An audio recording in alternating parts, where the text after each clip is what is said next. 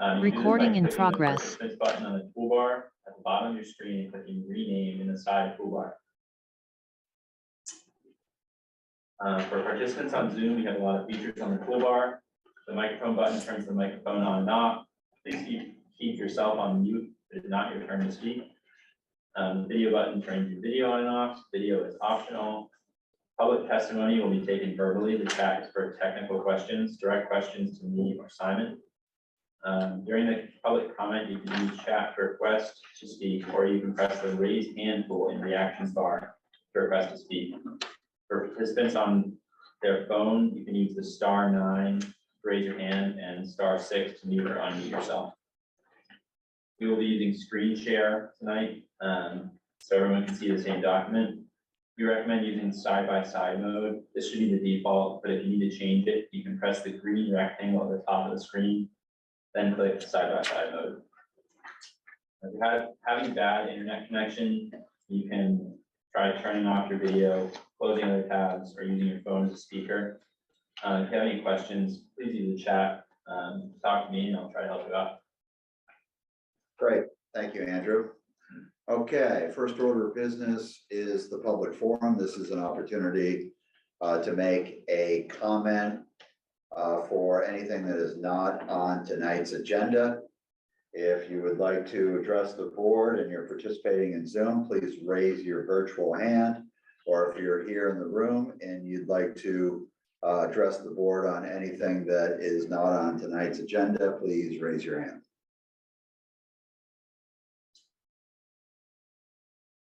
So we've got no raised hands on Zoom. Okay, great. Now we'll go into the public hearing portion of tonight's meeting.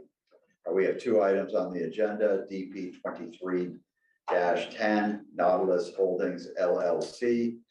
This is for a master sign plan for 115 Wellness Drive. And then we have DP 23-11, which is Jared Enterprises. This is for a discretionary permit for an accessory use at 21 Commerce Street. First up is DP 23-10, the master sign plan. Who is participating for the applicant?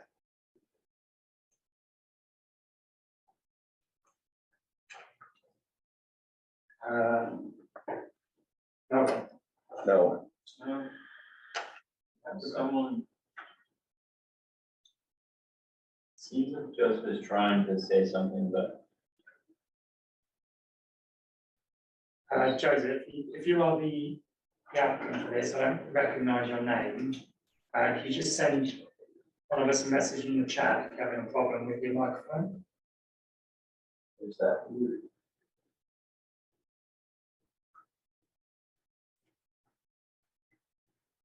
Joe Dubois is in a butter on the Jared Enterprises. okay?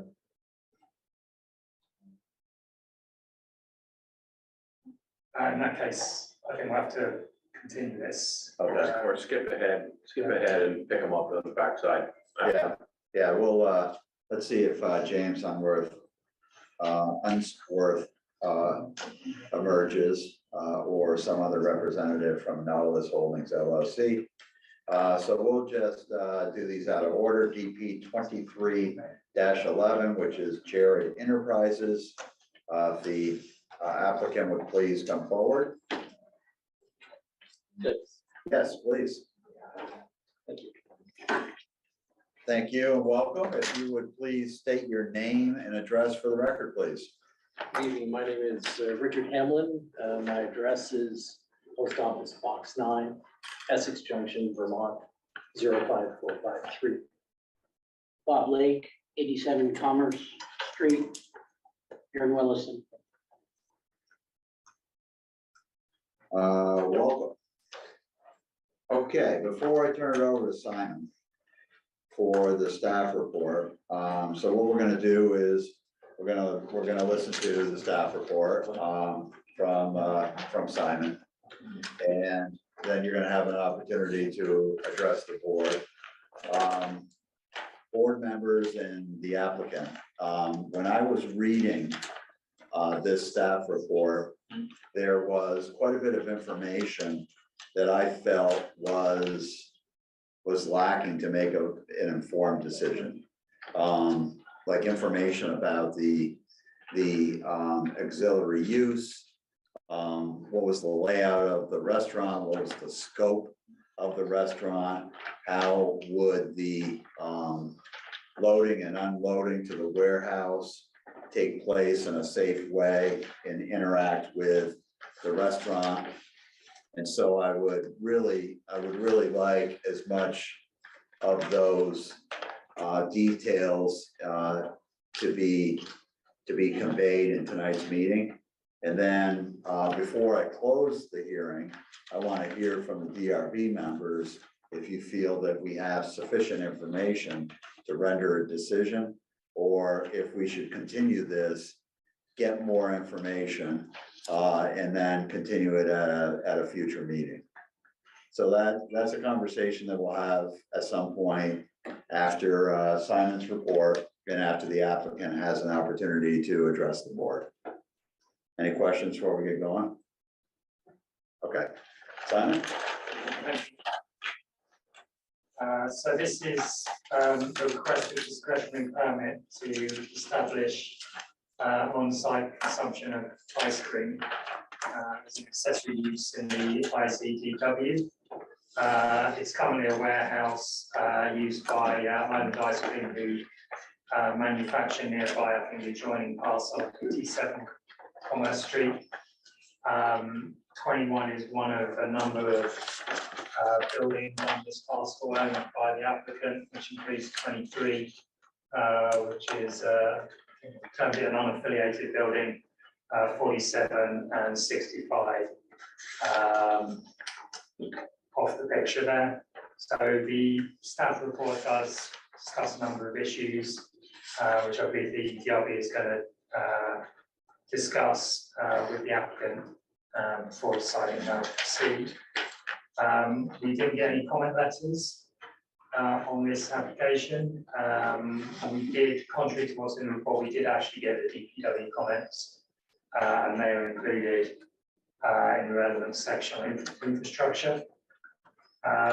This property was developed some time ago, around 1946, which predates the Unified Development Bylaws. As a result, it has a number of non-conformities relating to access to Route 2, landscape buffers, street trees, and parking and setback on Commerce Street. As I'm sure you know, the DRB can require correction of non-conformities that are reasonably proportional to the scale of the development. In terms of dimensional requirements, just to explain this one, the property has an existing gravel parking lot. The site plan shows that as retained, with a couple of ADA spaces signed as such. One of those spaces is within the 35-foot setback to Route 2. Well, I reviewed it, and I don't agree that that is an existing parking space. So I think it should be removed from the plan, as it can't be considered non-conforming. There are 7 parking spaces adjoining Commerce Street, which obviously do exist and are non-conforming, so the DRB should identify whether those should be removed. Property does have an access onto Route 2, which wouldn't be approved under the current bylaws. The bylaws do seek to consolidate arterial access points on the road, such as Commerce Street. The applicant has mentioned that the additional access allows trucks to enter and access the dock without reversing on public roads, reducing the extent of overall reversing required to get the loading dock. So I think the DOE should probably discuss this curb cut onto Route 2 with the applicant. Turning a truck within the site would obviously require modifications to the parking lot and introduce additional movers there, or require them entering from another access and relocating the loading dock. The northernmost curb cut is quite extensive. The site plan shows that being reduced in width.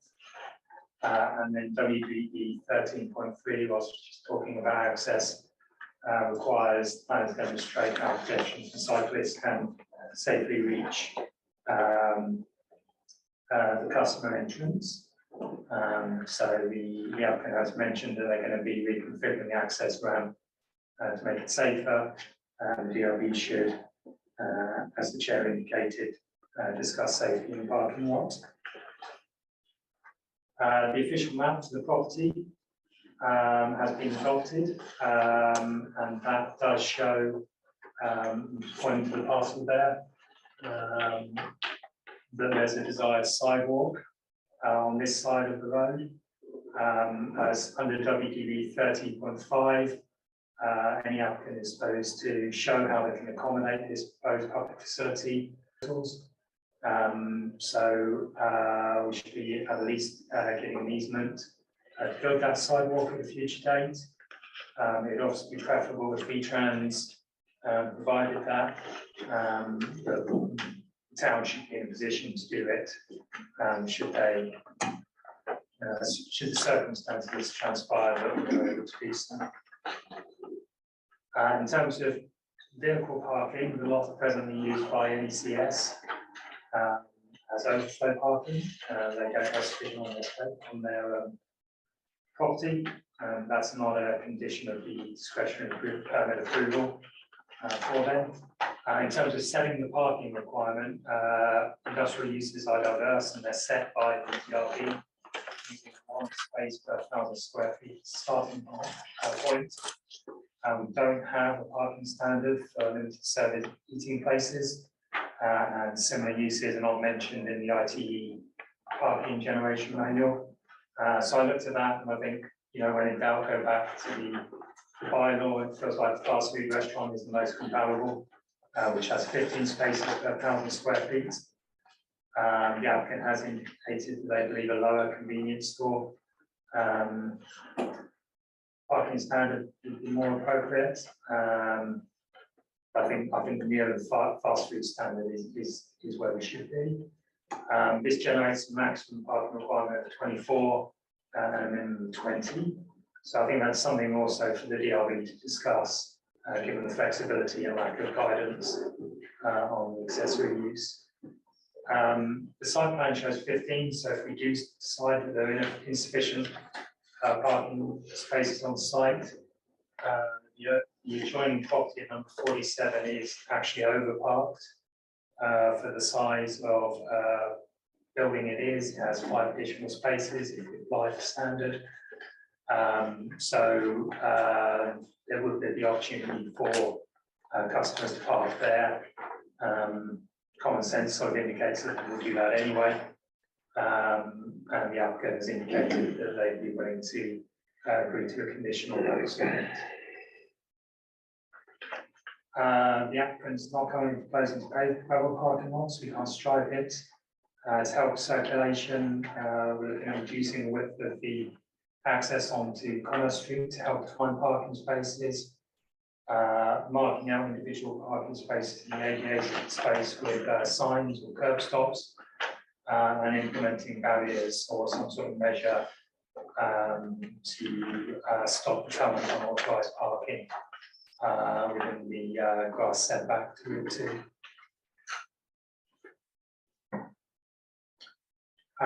It is an accessory use, and those are permitted in the bylaw where goods are produced or distributed from the same building as the principal use.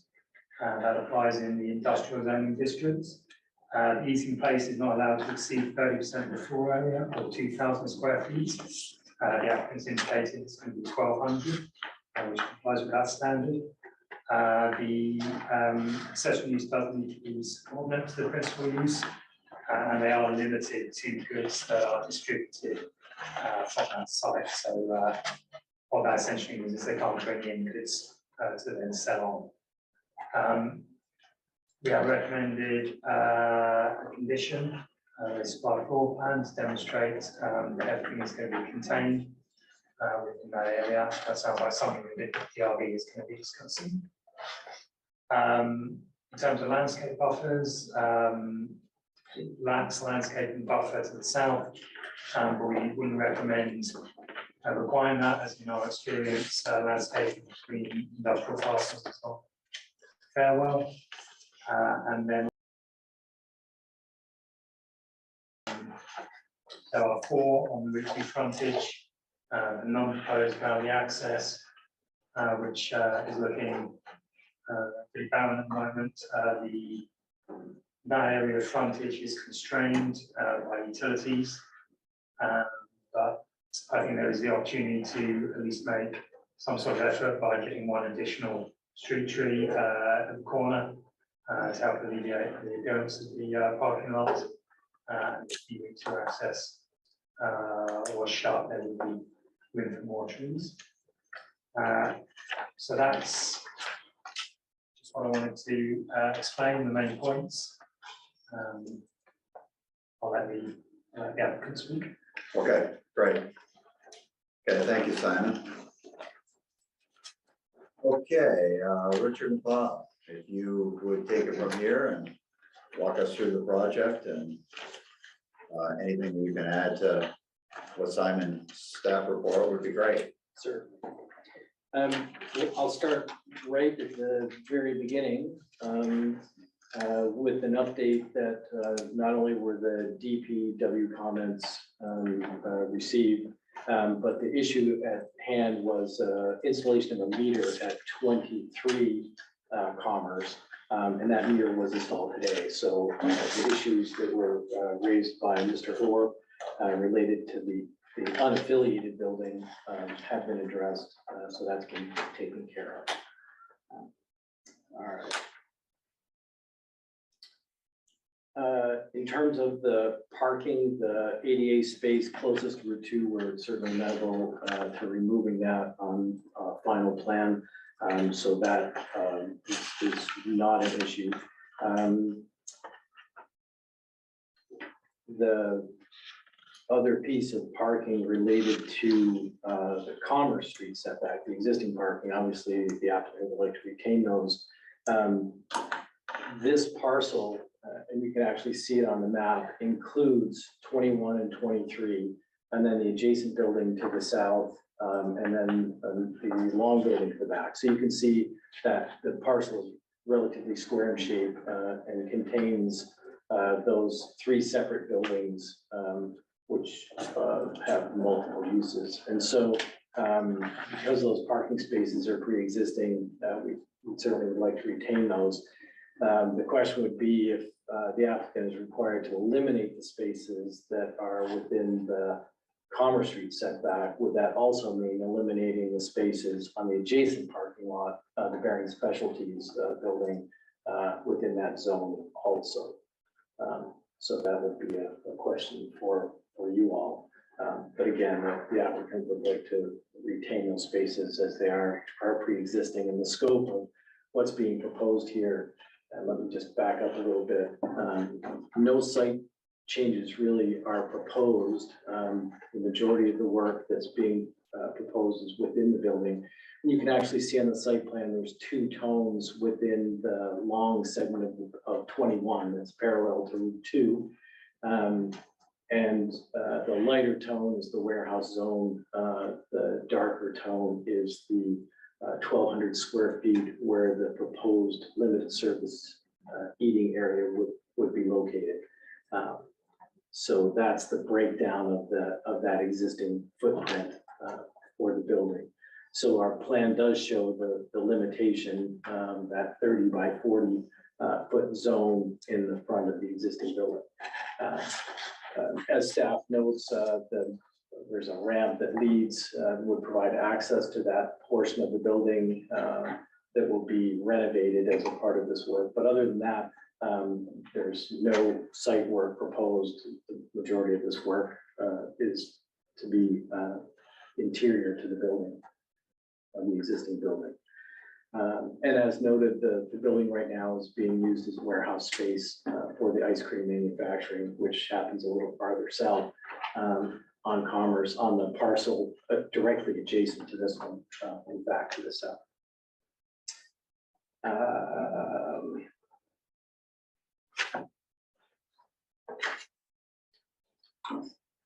As you go through, could you back up and just give us a rundown on what your plans are for your retail operation?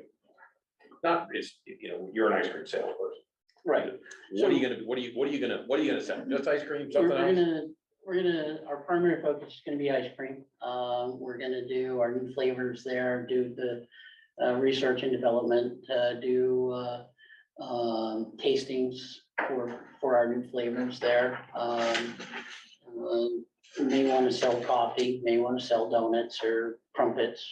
That's still a thing. But our primary focus is gonna be ice cream in some fashion, whether it be pies or cakes, pints, single serves. That's pretty much it. Hamburgers, hot dogs, fried burgers. So this is your ice cream building? No, the ice cream manufacturing facility is in the old ice cream manufacturing facility. You can see, Oh, it's Right. way down, okay. yeah, it's the very next parcel to the south. So to answer your question, no hamburgers, no hot dogs. All right. Not that I have anything against hot dogs, but any facility that I own will never serve hot dogs. Until you come up with hot dog ice cream. But, Yeah, So, I mean, are we talking like a sliding window, takeout window kind of a thing? Or is this gonna be a walk through the door, go up to the counter, get your ice cream, and there's a couple little cafe tables inside? Or are people gonna be getting their ice cream and then sitting on the porch rail or? so our thought is that they're gonna come in, they'll either get scooped ice cream or buy a pint or a cake or a pie and eat their scooped ice cream and maybe have a couple of tables, three tables inside and the rest of it is pick up and leave. Do you envision this as mainly a summertime venue? It sounds like it'd be open all year long, but I would assume that the majority of your business would probably be done during the summer. Yes, I'm guessing. And are these tractor trailers or trucks that have been coming into this loading dock? So there are 10-wheelers that are backing up right now. Okay. There are six and 10-wheelers. There has been, we have accepted some deliveries that are tractor trailers, but And not. when will these deliveries occur? During the store hours open? Unfortunately, we can't dictate that, but probably between 9 and 5, I would assume most of them show up. And that's weekdays. Weekdays, yes. It's very limited. I mean, when we buy supplies, they come in, so it's not like, it's not like a tractor trailer even a week. It's usually one a month, maybe two. One or two tractor trailers a month, that's it? At your distribution center warehouse door? The extension of that is the majority of the trucks are the 6 and 10. Yeah. Yes, and we're also, Okay. the facility to the south is the one that's, where the ice cream is manufactured. And that's where the wholesale stuff goes out. Okay. How many employees will we have in the warehouse in that building? 4, For there? Is that including people that would be in the store selling too? yes. And those employees would actually park elsewhere. There's, as you can see in the overview of the lot, there's multiple places, even beyond Bearing Specialties, additional parking where employees could be and not utilize the spaces for this facility.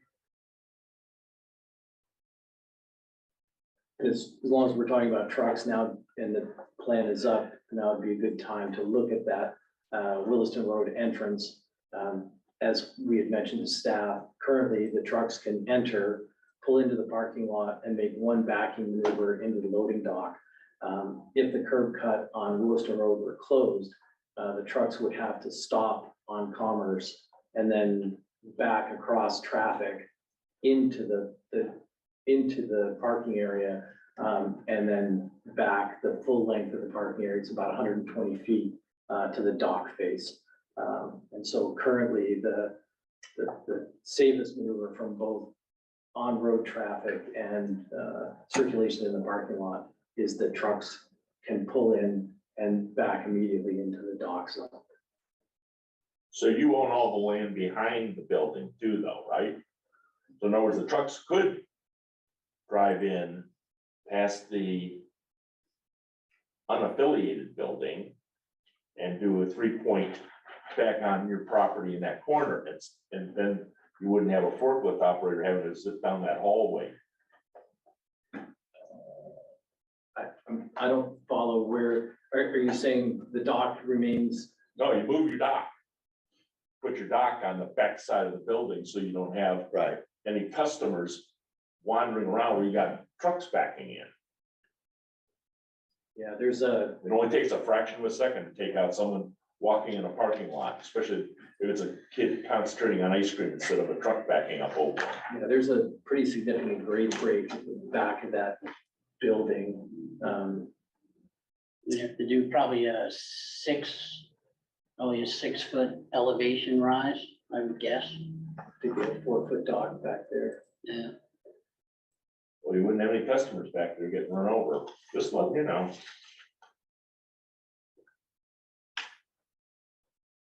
Yeah, and that would create obviously more impervious surface and changes to the site with regard to stormwater and addressing new impervious surfaces. Well, that was pretty, what is that? That, back there, that was like hard clay anyhow. It's grass. That's pretty impervious, hard clay in the rain. Well, it's all behind the building is grass currently. Doesn't that look like dirt to you? If you look at, can you, Andrew or Simon, can you pull up Google Earth, please, and take a look at that? Because when I looked at it, it didn't look like there was grass there. Well, we also, excuse me for interrupting, we just put in a sewer line. So if it's recent that you went over and looked at it, we just put in a new sewer line that ran across that property, so it could still look somewhat bare, but it's grass. I didn't do a site visit. I just went to Google Earth. You the landowner? I am, You are. My overarching concern is, I love the concept. I love the concept here. I really do. You know, a neighborhood ice cream place. It's a great auxiliary use. I'm really concerned about safety of people that are going to the shop. That's my overarching concern. Yeah, That looks like dirt back there. And Yeah, so, I can assure you it's grass. There you go. There. There's pre, 2018. yeah, there's pre-installation of the sewer. What you're seeing is the sewer went diagonally across the back of the building, and okay, there you go. So all of the you can actually see the line of the sewer. okay, so that was during the sewer line install. Correct. Okay, that makes sense. Let me keep moving here, with regard to the staff comments. So, and just, leaving this particular item, one of the things under the parking guidelines in chapter 13 is that, a prohibition about backing into public roads, so obviously a backing movement on a public road. And I think this envisions parking directly off a public road, but obviously the regulations frown on vehicles backing while doing parking maneuvers. So again, with this configuration as it exists and has existed for some time, it best serves the parcel as envisioned under the application. And I did a search of the V-Trans accident records, and there are no accident records shown on their database for this vicinity, either Commerce or within this area of Williston Road. Okay.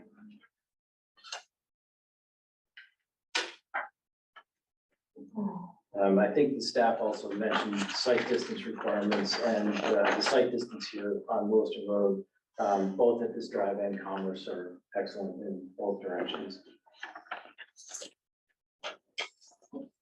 And the next is the discussion of the official zoning map and other regulatory maps. Currently, and you can actually see this in this plan, from the edge of the existing Williston Road pavement to the right of way is at a minimum, there's 15 feet. And again, if you may recall, you can actually see it in the plan here, the portion of the pavement of the traveled way closest to the edge is a bicycle lane. So we've got a vehicular travel lane, a bicycle lane, and then the edge of pavement, and then 15 feet from there to the right-of-way line. And so because of the bicycle lane and what's proposed under the town plan is a pedestrian sidewalk. So that'd be a 5-foot wide concrete walk. There's 15 feet available to locate that. And so under 30.5.3, we're required to show that the project could accommodate the planned public facility, which in this case is a 5-foot walk. And we believe there's plenty of space existing within the existing right of way to construct the intended walk.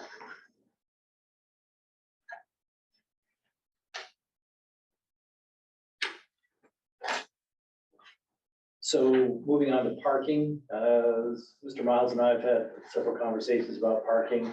I think what's been proposed here in terms of the condition for shared parking makes good sense. The applicant is willing to do that. So I think the staff note and recommendation to require that the adjacent parking lot be utilized as part of the overall parking count is certainly workable and as mentioned, probably fairly realistic if those spaces are used. Interrupt you for 1 second. What's currently in the little L section of the building? Nothing. Nothing. You just use for warehouse? Storage at this, right now, yes. Okay. So that lightest color is currently just storage. And could you shove the shop over there and use the parking lot for SAC supply? So there was a thought, but the way that building is set up, it has a small footprint and then it goes underneath the building and it's only got limited headroom, so No. it's kind of a messed up. We did look at it, yeah. This comes back to the safety issue. I have a big concern with trucks backing up with little kids running around Right. And bicycles. and bicycles, and yeah. It's a problem. Well, if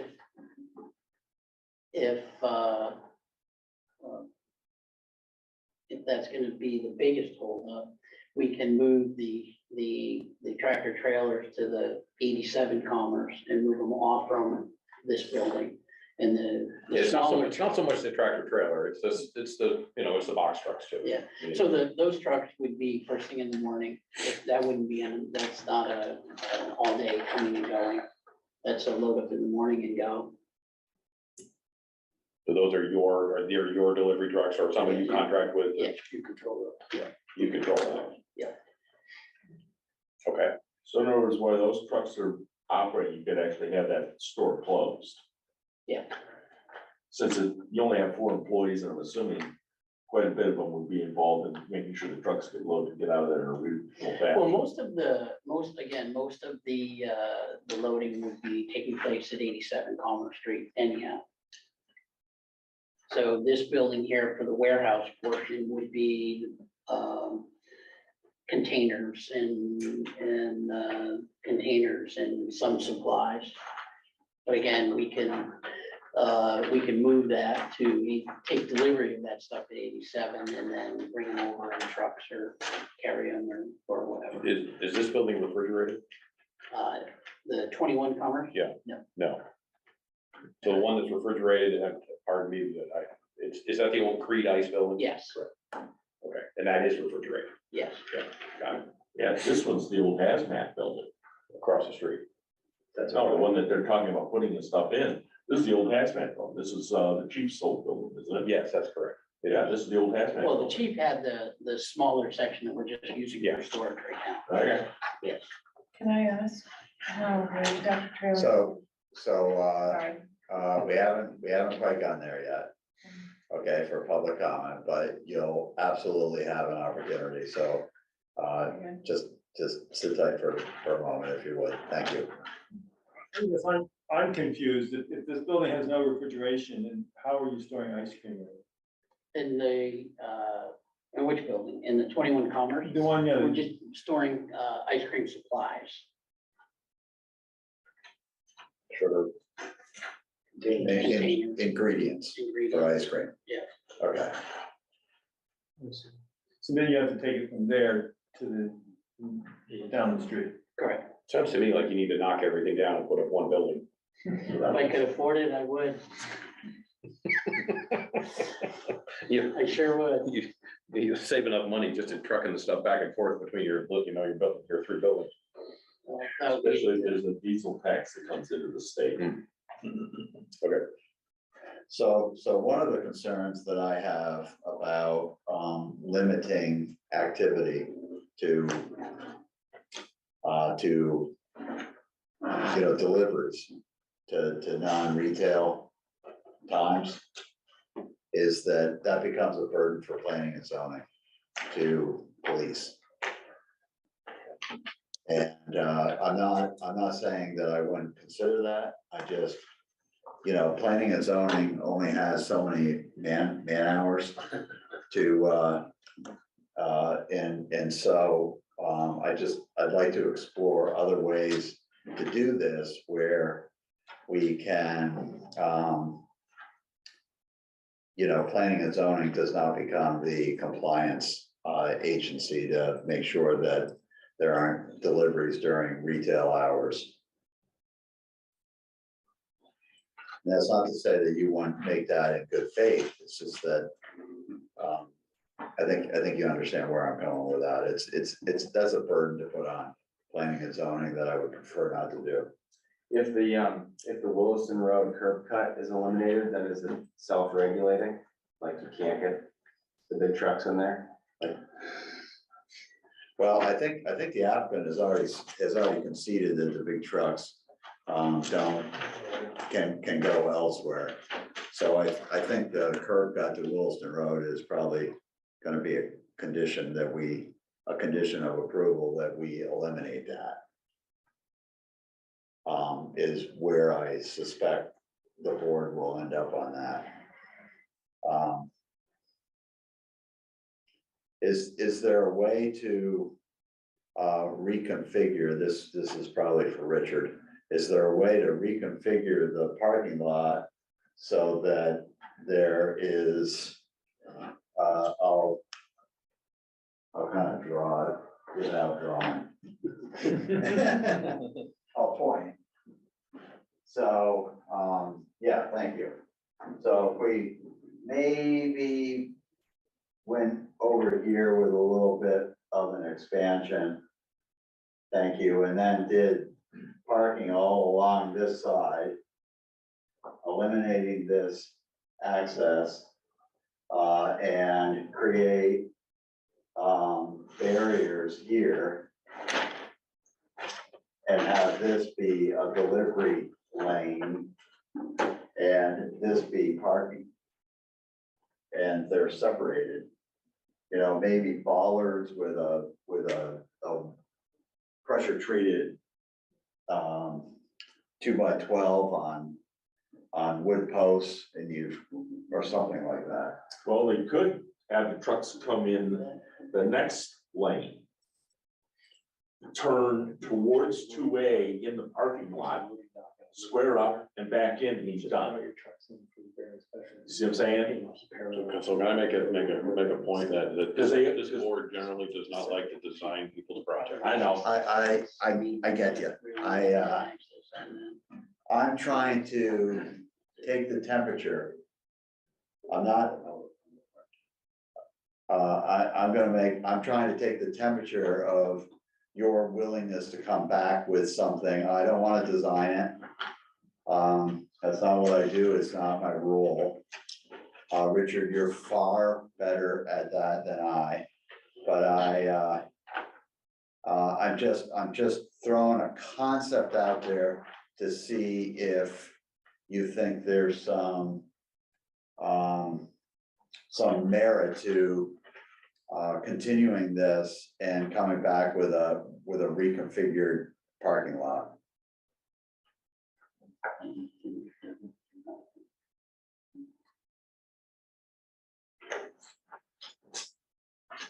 So the Ballard idea, we already have separating the 2021, 23 for the bearing. I'm aware of that, yeah. And and Rick is the engineer, but I don't know that there's enough room to move that in. Can I ask you a that question? far. You've got the bollard separating 21 versus 23. No, 20. Okay, sorry, I'm not 23, gonna, 47. okay, I'm not gonna get the number right, but, you've got the bollard separating the two buildings. Yes, That is right now kind of one big open lot, correct? so do you see the bollards are actually shown on the on the plan. Yeah, they are. You can actually see the Yeah. line of bollards between essentially the gravel parking lot and the paved parking lot.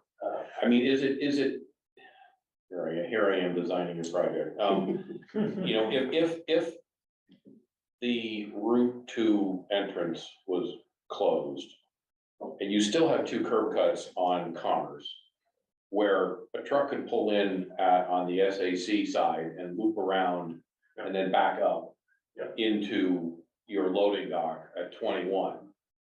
There's enough room there to find parking. It you know, kind of killed two birds here. Have you thought about that? Well, there still would be, you would still have the same truck movement in terms of backing into the dock. Even if You would, that's right. And even with a full 180-degree turn of a fixed unit vehicle, you're still gonna pull up in the parking lot and it's still end up backing to that dock. There's a, But if we move all of the pedestrian parking to the other side and put bollards, so that literally, once the truck driver finishes his turn, he's literally backing along a set of bollards. There's, people should not be able to be in that area. Makes it a little safer, not totally safe, but a little safer. I think where we're heading here is that we continue this and we let the applicant think about ways to, you've heard our concerns. We're not supposed to design projects. And what little design input we were providing was just in the spirit of trying to be helpful. And we're not, I will speak for the group, no one here is opposed to the concept. We're just trying to do it in a safe way. And I really like getting the bigger vehicles to that other building. And so that's the overarching concern, that I think if I'm not capturing this, guys, then interject. But I would like to yield the floor to this patient woman. If you would identify your name, please, for the record, and ask any questions that you have. My name is Denise Kessler. I'm a neighbor of yours. Hi. Hi. Do you want Huh? to, just want to set the table so that make sure the microphone can pick you Sure. up. So my staff is very excited about the opportunity that you're bringing. I watch traffic, for example, today, all day out my window from affectionately cats. And there's tractor trailers back across the road loading vehicles. And I'm just wondering, pictures out there, when you go down to Ice Cream Company's old building with a 10-wheel tractor trailer, how would you maneuver, like, would you pull in, would they be pulling in straight on? Is that parking lot behind there big enough for them to turn Yes. around? Yes, so the car haulers that were in there today was the anomaly. They'll be in there today, tomorrow, and I don't suspect any more. Yeah, I don't know, I'm just watching what's going on. They were there yesterday too, and they haven't been there for months, so I don't know what's going on. On in the, behind the Creed Ice building or at the? No, well, so it's two-part concern. One is just all of a sudden there's tractor trailers, which of course I have non-conforming parking. Right, And so it gets kind of tightish when they're parked there. So just conversation, so I'm picturing, you know, a lot of tractor trailers go down, but they go, you know, all the way down right. to whatever they're going to. So, yeah, so if your tractor trailers can turn around behind the old ice cream company building, great. Nobody's backing up. You all knew that. I didn't. Mr. Chair, can I approach the? Absolutely. So this being the Creed Ice building where we currently manufacture ice cream right here. The tractor trailers have plenty of room to come in our parking lot. Can this be done well enough? No, but if you went back to the Google Earth image, you'll see what you're looking for, I think.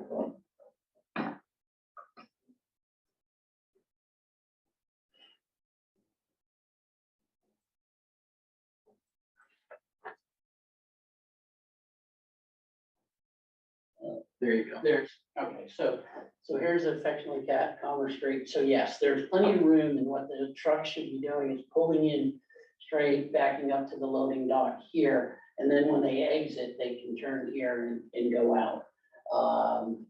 And the more experienced the drivers are with our location, the more they're finding, that's the way to do it. It's just to pull straight in, here, back up, and then do the turn later. There's plenty of room. We've got all this parking all the way down here. Yeah, thank you. There's a trucking company that's all the way at the end of there, isn't there? Yes, Carpenter. Yeah. Yeah. With lots of trucks. Right. And the excavator and, yeah, there's a bunch of stuff that out of the street. Okay, so please provide, if the applicant would please provide me feedback on my suggestion of continuing this. And you've heard our concerns about safety. And yeah, we've got other things to talk about, but I want to hear your thoughts on that specific suggestion. So as we sit here tonight, I have no problem knowing how few trucks that we actually have going there. I have no problem stipulating that we'll just move the trucks down to where the ice cream is manufactured. And eliminate that concern. What about the box trucks?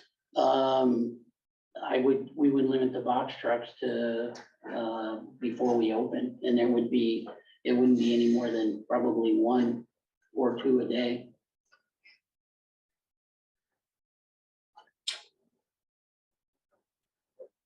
Because we'd still have our supplies in that building, so in order to, despite how big your facility is, you always need a bigger facility. And I agree with the gentleman, Mr. Riley, about one big building, but in this case, we don't have that luxury, so we would still have to use the 21 Commerce for storage. Yeah.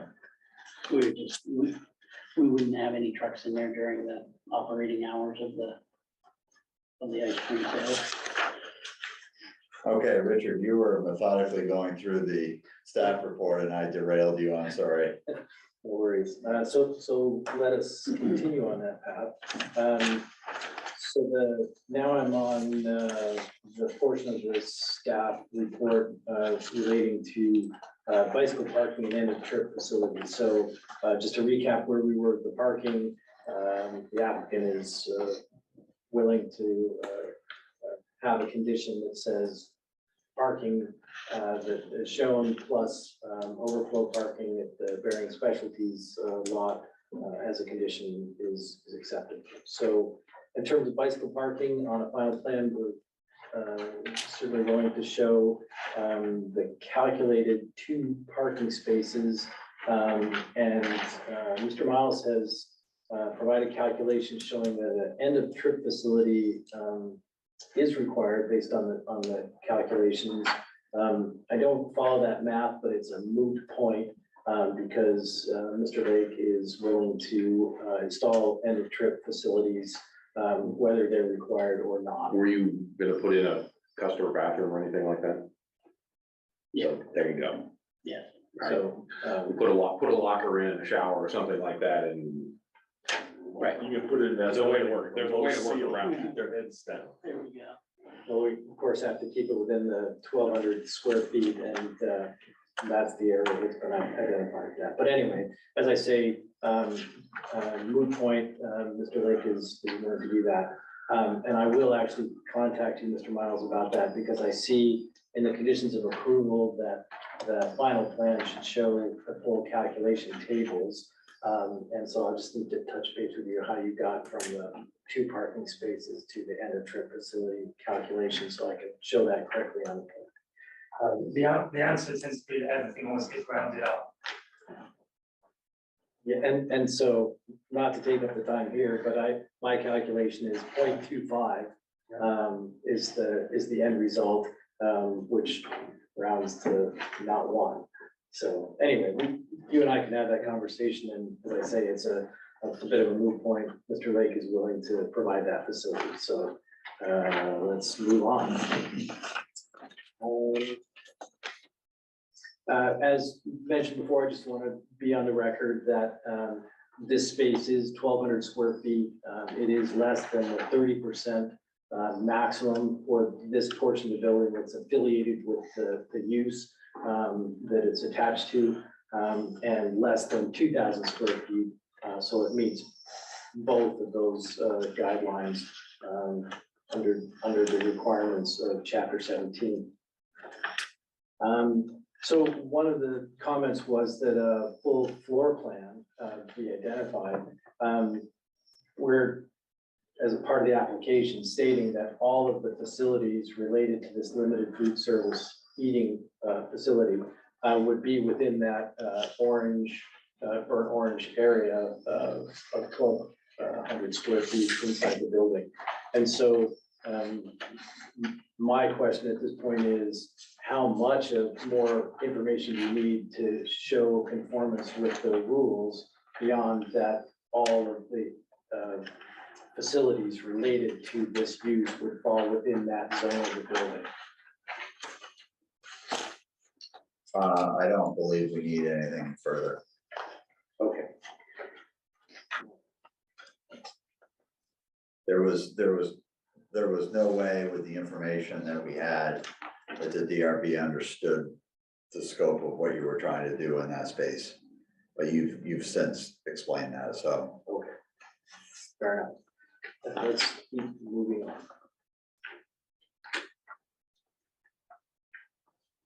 on. So we concur with the staff. The existing buffer that is presently on the site to the next door neighbor's residential use is very significant. Where our buffer does not meet standards is to our south, to the ice cream manufacturing plant facility. And so we do concur with staff that requiring a buffer between this particular parcel and the ice cream manufacturing parcel is not warranted. So that moves us on to the street trees. As staff points out, where there are no trees at this point, there are some conflicts, and that actually shows very well in the staff report. the limitation of the overhead utility line, and then the 8 feet from the municipal sewer system. So at this point, the area adjacent to Commerce falls within the site triangle. And so I'm assuming that where an additional tree would be located would be on the eastern side of the existing drive, just beyond the point where we can get outside of that 8-foot setback from the municipal sewer and the 20 feet from the,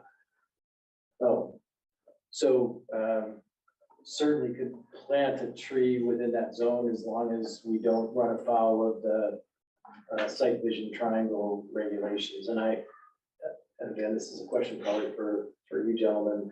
I was looking for dimensions, both in the public works standards and in these regulations, and actually couldn't find a dimension for that zone, the vision triangle.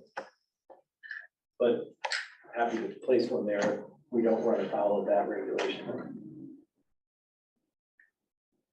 And I pull out of there quite frequently, as does a lot of people. And putting anything in that triangle, I think, would create a sight distance issue. As much as it irritates the crap out of me that or a lot of the tractor trailers cut the curb and are up on the grass as it is, you're pushing more people, or you push them farther out into Commerce Street, so it just would be a consider. I'll plant a tree if that's a requirement, but I would, if you go down there and come off Commerce onto Williston, you'll see what I mean. The farther you can see, the better off you are. And I was thinking the tree might go where, in the vicinity of where we're gonna remove that one accessible parking space. Kind of on that side. That's where I envision it. So again, happy to add a tree in that location in the final plan. Can somebody just on the map here, just kind of put a better indication of where the existing trees are along Wilson Road? Where's the last tree? In the last? Do we put trees in the setback? We require trees in the setback? I think the word would be allow. I don't, Because the question I ask is, I'm looking at where the setback is along the front of the building. Mhm. And literally, for them to put a tree in, the tree would almost have to be planted right next to the building to be on their property. And not somewhere in the setback where someone could then come along and decide that they gotta remove it because they wanna fiddle around in the setback. It wouldn't be in the right way. I think street trees are sometimes in the setback, which is a different thing. That's what I'm asking. But you wouldn't require them to find an FE trans right way. That's not our land, that's not our land, it's not their land. Yeah, there's sufficient space, and again, if we go back to Google Earth, you can actually see there are four very mature trees that are directly in front of the building, kind of halfway between the building and the edge of pavement. And again, you can probably see that. You can see the Google Earth or Street View. okay. We'll look at that, but please continue. All right. The lighting all set, master sign, stand back.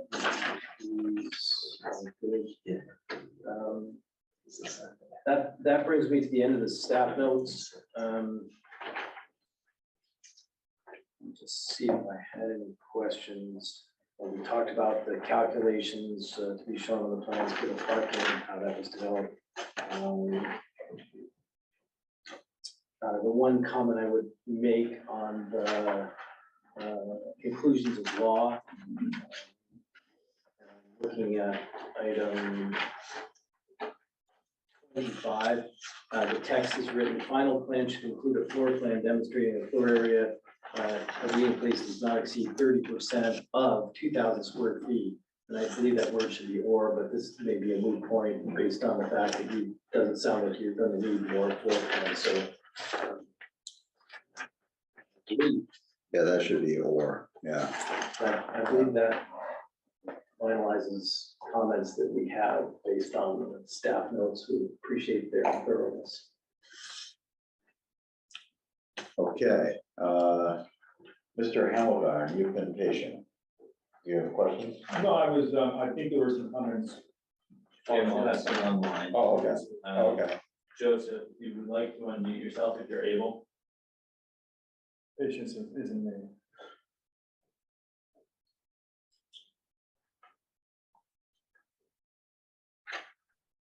Hello, hey, Joe, if you would state your address for the record, please?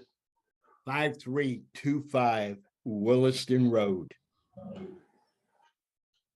Okay, my driveway is directly across from the curb cut on Route 2. And my concern about the curb cut with this new business enterprise is that curb cut only be entrance only. The access only be off Route 2 and no egress onto Route 2. Because currently we have traffic that is competing with commerce traffic, making a shortcut across the parking lot to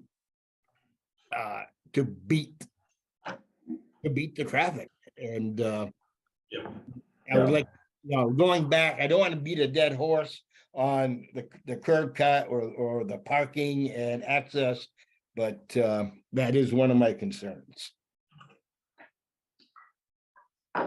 Understood, thank you. Anything else?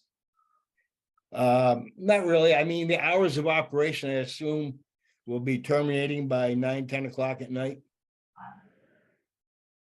Yes. Yeah, the applicant said yes. Okay, and is there a proposal to pave that parking lot in the future?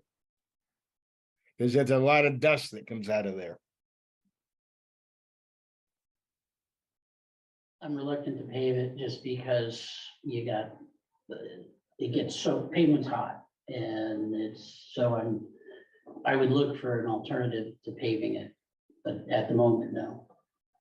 Currently, there is no plan to pave the parking lot. Okay.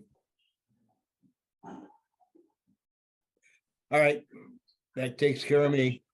Okay, thank you, Joe. You're welcome. Okay, any other members of participants, members of the public participating in Zoom with raised hands? Not seeing hands. Okay. Okay, DRB members, questions?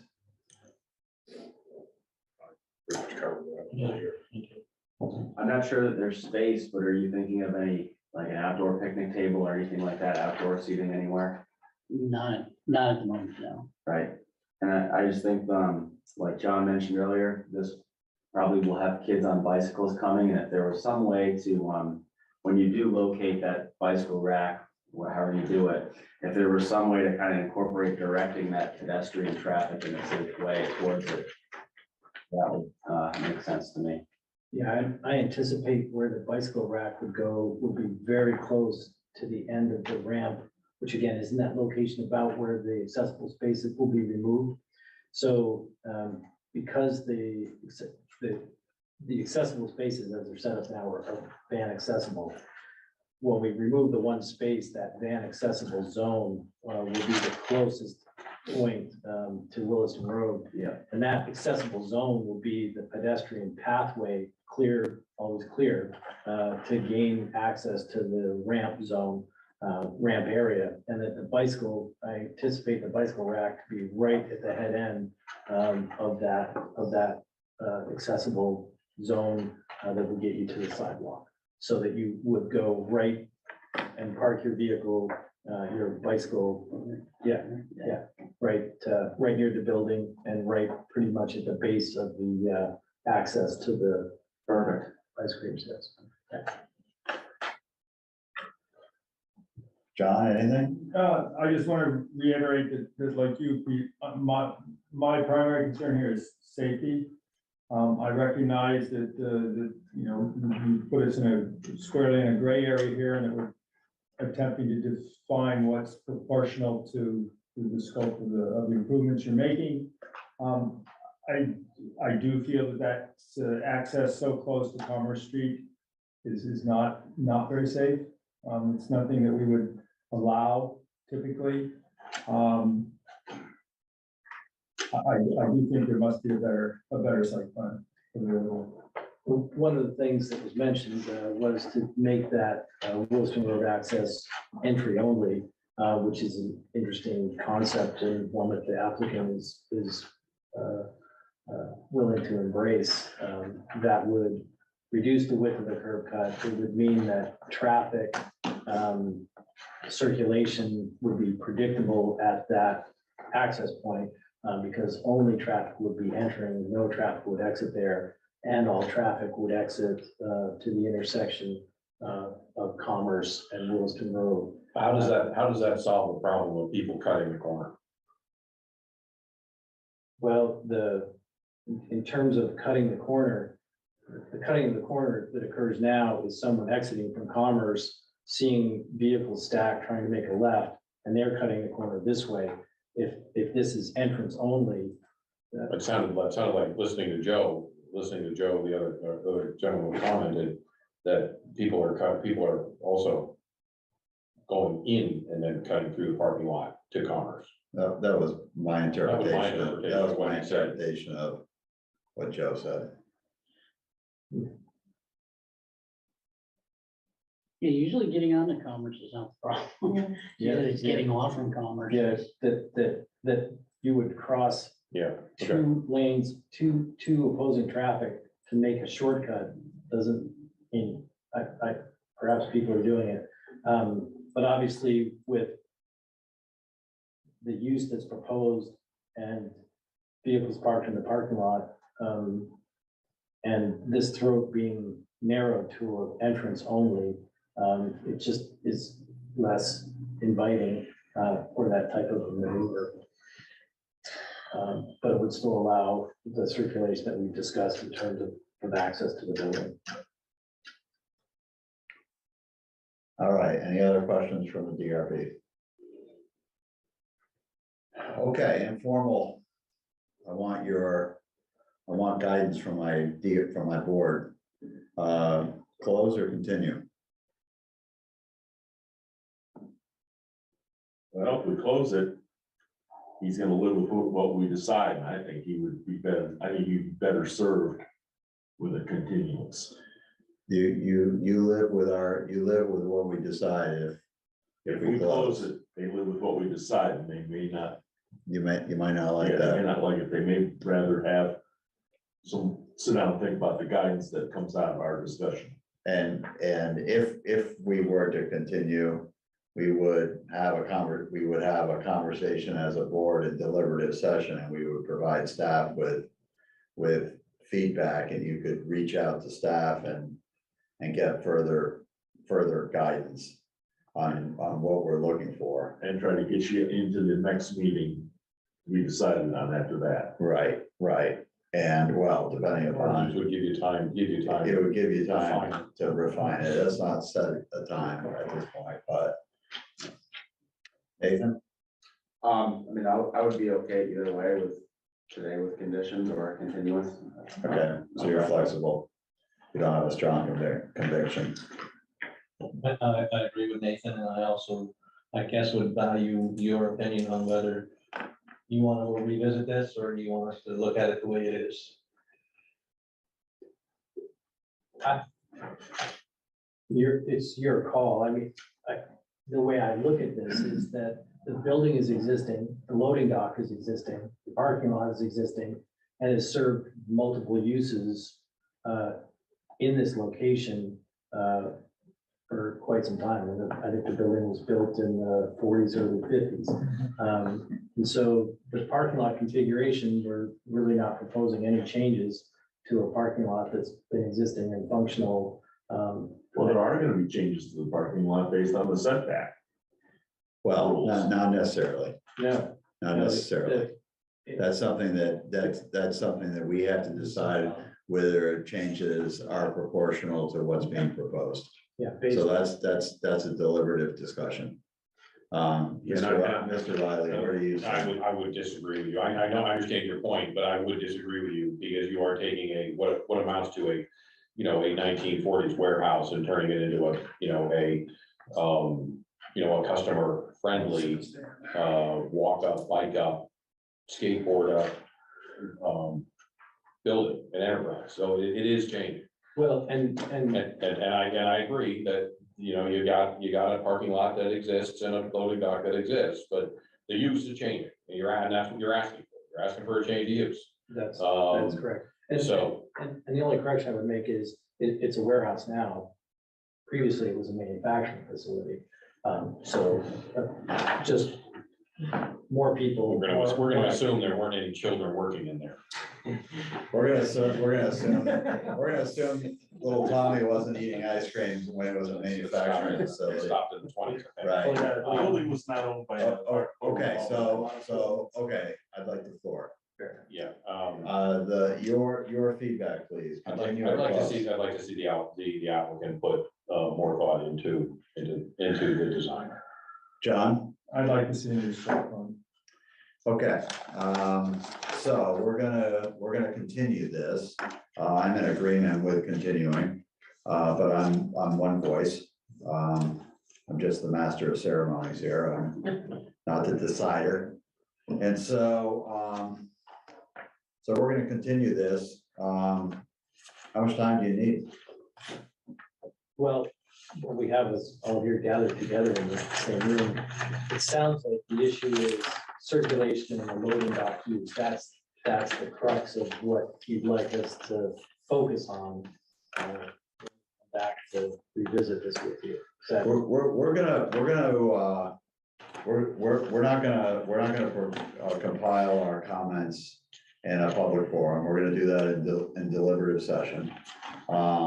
Any further comments that we have, we've provided you a fair number already. absolutely. I think you get the gist of it, but we'll be talking with Simon. He'll take notes. You can talk to him in the morning. But we're looking for an updated site plan. Okay. And is really what we're looking for With safety in mind. with an overarching theme of safety. And so with that, with knowledge that we're really looking for an updated site plan, how much time do you need to do that?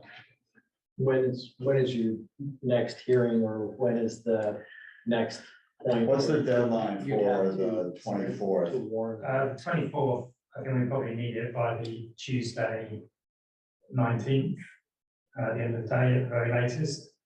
And then the next meeting's on February 14th.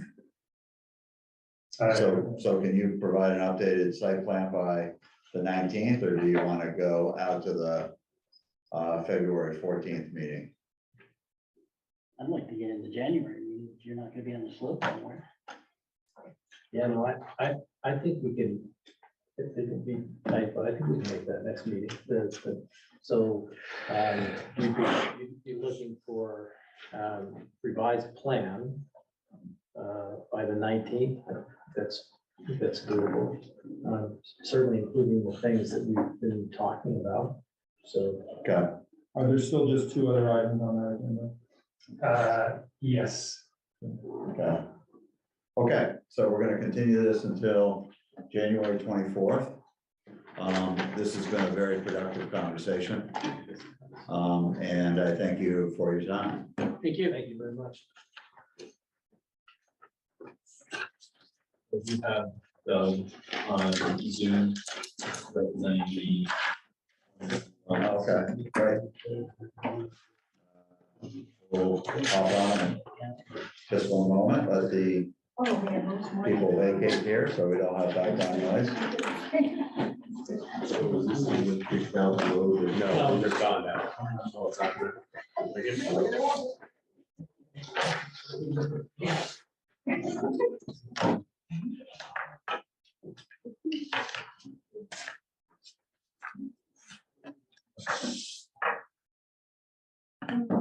All right, hi Doug, if you would state your name and address for the record, please. Sure. Doug Veman, GVV Architects, 284 South Union Street in Burlington. Hey, And Doug, welcome. sorry I was late. I was at another hearing. Ran a little late. It's no worries. We just changed the order. It's all good. Yep. Okay, staff goes next. Simon. This is a master sign plan at 115 Wellness Drive, which you might recall as being, you approved last year for conversion to, for installation of a new loading dock associated with it being changed to a warehousing facility. They're proposing 6 wall signs and a freestanding sign. They need a master sign plan as it's going to be multi-tenanted. And the signs are larger than the 24 square foot limit on all signs and 32 square foot on freestanding signs. So we are advising you to approve this application with the special recommendations and findings as drafted. The total signage remains well below the 8% limit. And the signs themselves can comply with detailed requirements of the design. Okay, thank you, Simon. Okay, Doug, do you have anything to add to that? Nope. Let the Uh, application stand as is. Okay, great, thank you. That's a great strategy. I'm sorry? Well, it says freestanding sign 32 square feet, but in the accumulated area, it says 48 feet. Correct. So, That's what they're asking for. The rest Right. is 48 or 32. So if you go to the top of the column of the 32, it says maximum allowable size without a master sign plan is 32 square feet. They are asking for a master sign plan. They are allowed to exceed that. And they're proposing 48. If they get approval of a master sign plan. Oh, we're gonna get it. Is that right, Simon? yeah, that's correct. Yeah.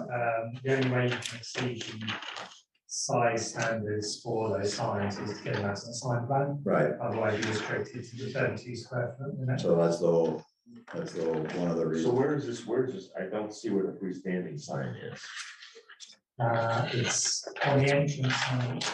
It's by the road, bottom right-hand corner of the site.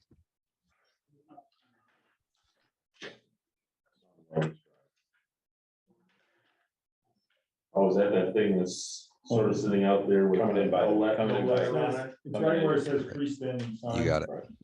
Coming in by the tire place. Down there, yeah, This one? down here, Paul. Oh, I'll put it on the screen. You can see that. Oh, there it is. On the island. Yeah, that's where it should be. Okay, any other questions by the board? Okay, None. any members of the audience? Like to weigh in? Reed, if you'd like to speak. Don't think you do, but raise your hand now.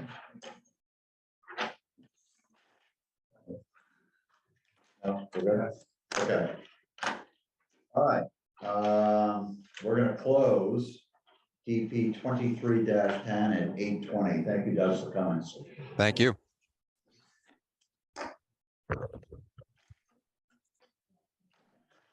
Okay, at 8:20, we're gonna go into deliberative session.